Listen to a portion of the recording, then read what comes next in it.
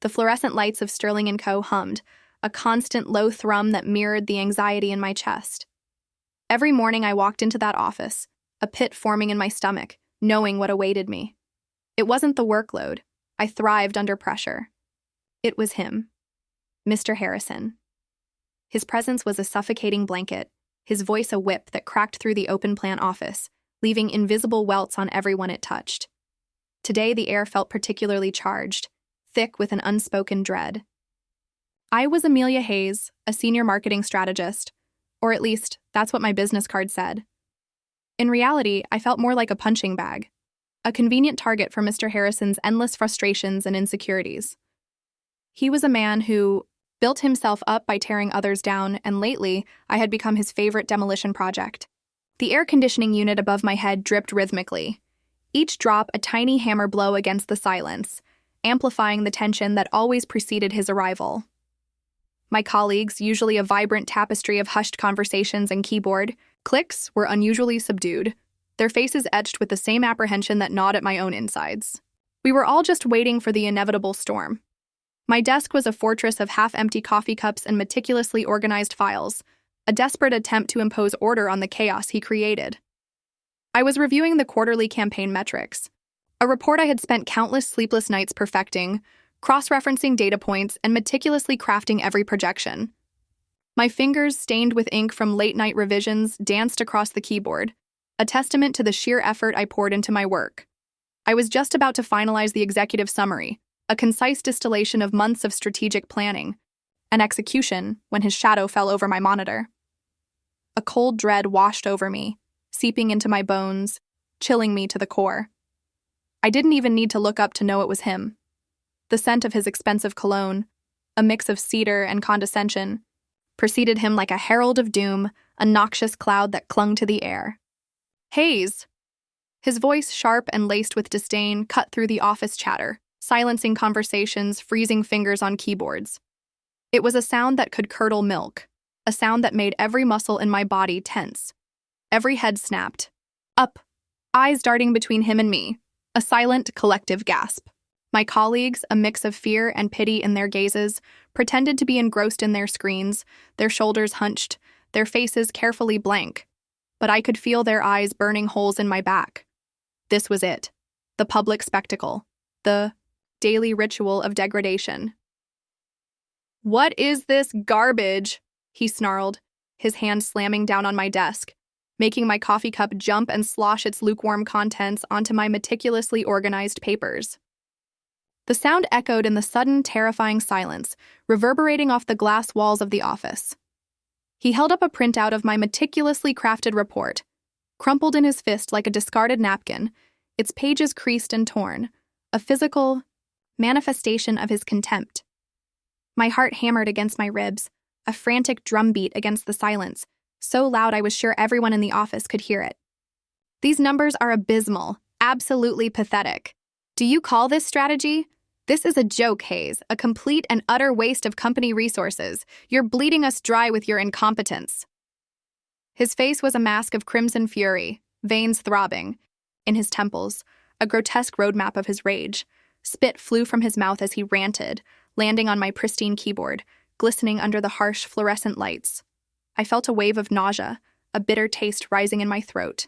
My hands, clammy and trembling, gripped the edge of my desk, my knuckles white.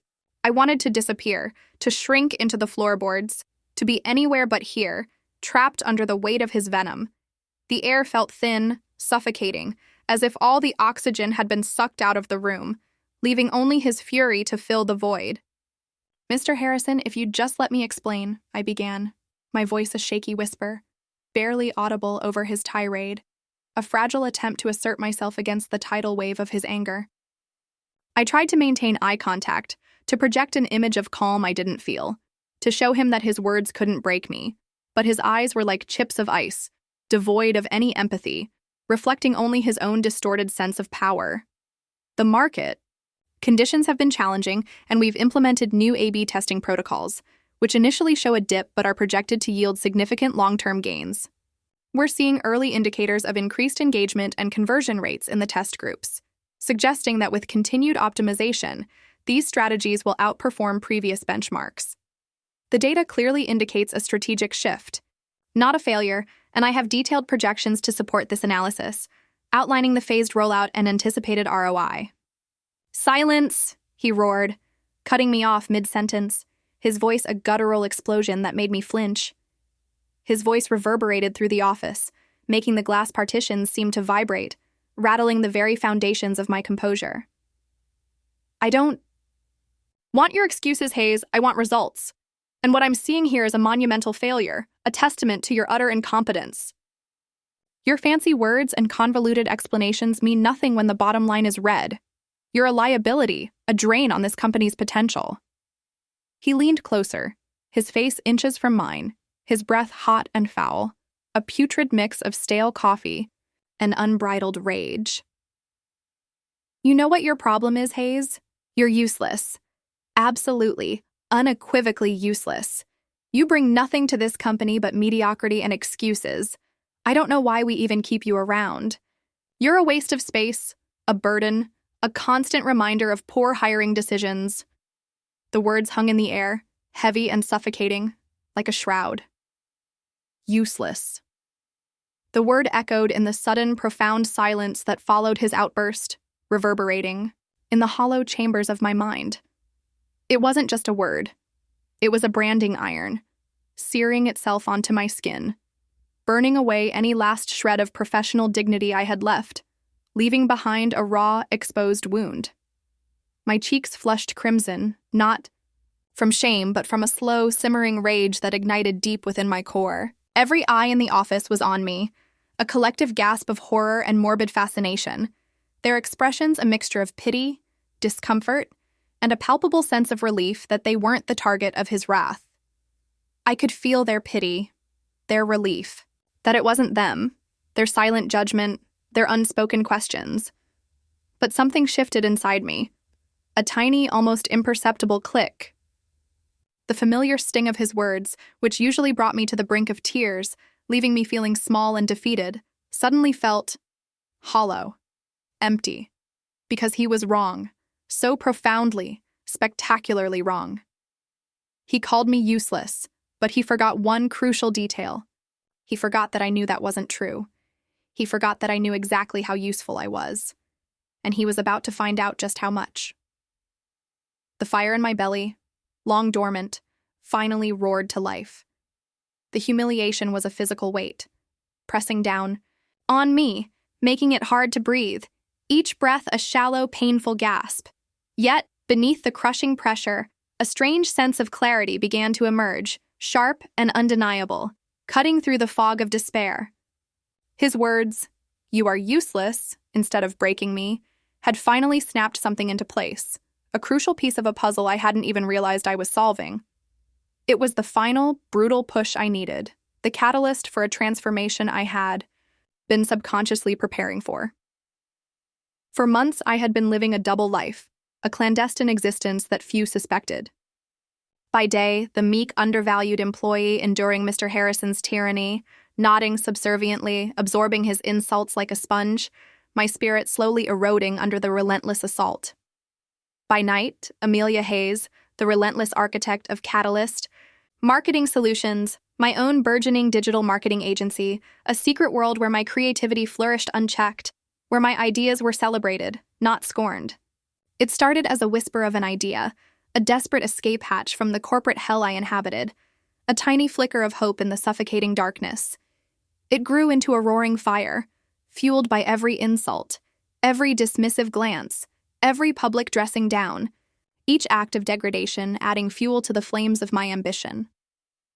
While Mr. Harrison was busy tearing me down, meticulously dismantling my confidence piece by piece, I was quietly building an empire, brick by painstaking brick, laying the foundation for my own future.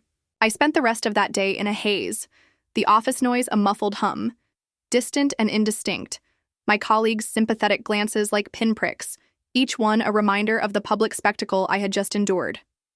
I nodded, typed, and pretended to work, my fingers moving mechanically across the keyboard, but my mind was a whirlwind of calculations and plans, a furious storm of strategic thinking. The crumpled report still lay on my desk, a testament to his cruelty, a physical scar on my professional landscape, but now it felt like a trophy, a symbol of the catalyst, the moment everything irrevocably changed. That evening, as I rode the elevator down, the familiar knot in my stomach was gone, replaced by a fierce, exhilarating resolve, a sense of purpose that vibrated through every fiber of my being. The city lights blurred outside the taxi window, streaks of neon against the darkening sky, but my vision was crystal clear, focused on a future I was actively shaping. It was time. Time to stop enduring and start thriving. The next few weeks were a blur of frantic activity, a relentless marathon, of work and unwavering dedication. My nights, already packed with client calls and strategy sessions for Catalyst Marketing Solutions, became even more intense, stretching into the early hours of the morning, fueled by an unshakable determination. I worked until my eyes burned, and my fingers ached, powered by an endless supply of strong coffee and a burning desire for vindication, for the sweet taste of success on my own terms. My apartment, once a sanctuary of quiet solitude, transformed into a war room, a chaotic but productive hub of innovation. Whiteboards covered in intricate flowcharts, detailing complex marketing funnels and audience segmentation strategies, sticky notes plastered everywhere, each one a reminder of a task, an idea, a breakthrough. The air was thick with the scent of ambition, a heady mix of printer ink, stale coffee, and the faint metallic tang of relentless effort. My first few clients for Catalyst Marketing Solutions were small, local businesses, referrals from friends who believed in my talent more than my current employer ever did, who saw the potential that Mr. Harrison so vehemently denied. I poured my heart and soul into their campaigns, treating each one as if it were a multi-million-dollar account, meticulously analyzing their needs, crafting bespoke strategies, and executing with precision. And the results spoke for themselves. Their sales soared, their online presence exploded, their brand recognition skyrocketed, and their testimonials were glowing, heartfelt declarations of gratitude and success. The contrast between my two worlds was stark, a jarring juxtaposition of light and shadow. At Sterling & Cohen, I was invisible, a ghost haunting the halls, my ideas dismissed with a wave of a hand, my efforts unappreciated, my voice unheard. Mr. Harrison continued his reign of terror, seemingly emboldened by my silence, by my apparent submission. He'd bark orders, his voice a constant irritant, assign me impossible tasks with unrealistic deadlines, setting me up for failure, and then tear apart my work with gleeful abandon, reveling in my perceived shortcomings. Hayes, this is amateur. My nephew could do better. You're a disgrace to this profession. He'd sneer, tossing a revised presentation back at me, its pages fluttering to the floor like fallen leaves. Each barb, however, now bounced off a newly hardened shell, a protective layer forged in the fires of his contempt. I'd nod, feign contrition, a mask of compliance firmly in place, and then, later that night, channel that frustration, that simmering resentment, into another successful campaign for Catalyst Marketing Solutions, transforming his negativity into productive energy. It was a perverse kind of therapy, a way to transmute his poison into my power. There were moments of doubt, of course, insidious whispers in the quiet of the night. Late nights, staring at my laptop screen, the weight of exhaustion pressing down, threatening to crush my resolve. What if I failed? What if Catalyst Marketing Solutions never truly took off, remaining just a pipe dream? What if I was just deluding myself, clinging to a fantasy, and Mr. Harrison was right all along? The fear was a cold, creeping thing, a serpent coiling in my gut, whispering doubts in the quiet hours, threatening to undermine everything I was building. But then I'd remember the faces of my clients, their genuine gratitude, their beaming smiles, the tangible results I was producing, the real-world impact of my work.